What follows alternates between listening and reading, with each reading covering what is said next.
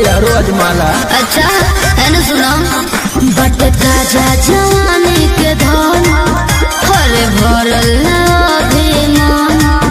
मन जोग मरद ना मिलल हम खो जातनी जवान।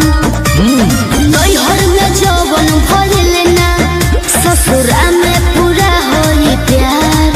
अरे नैहर में जवन भइल ना ससुरा में पूरा होई प्यार।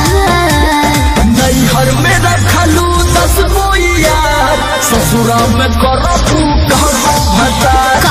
नैहर में रखलू 10 गो यार ससुरा में करबू कहबो भतार। तहार का छाती फटता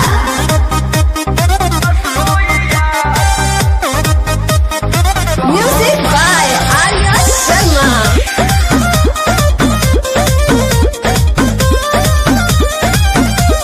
मोर चाहे उहे जवन करे नहीं रेस्ट हो, प्यार के सिखावे वो रोज रोज टेस्ट हो।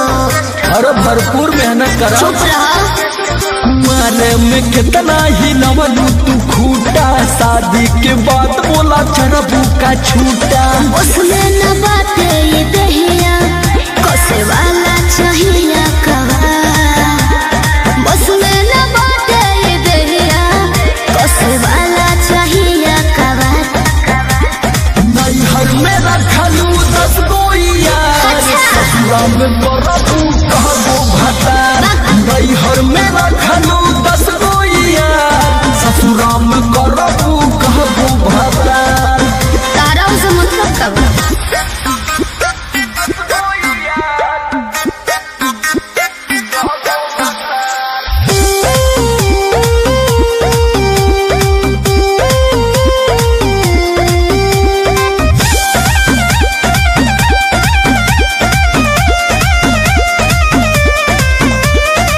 भरल जवानी में काट खूब चानी ना चाही हमारा गमार तारा खानी। हमार अलग व्यवस्था बा ला ये सुनाबो। कुंदन समर के जे बात नहीं मनबू बीती उमिरिया तो बहुत छछना। रोज मजा ले देखे बाते ना देखे के बम मरतवा। रोज मजा ले देखे बाते ना देखे के बम मरतवा। नैहर में रखलू 10 गो यार ससुरा में करबू कहबो भतार। नैहर में रखलू 10 गो यार ससुरा में करबू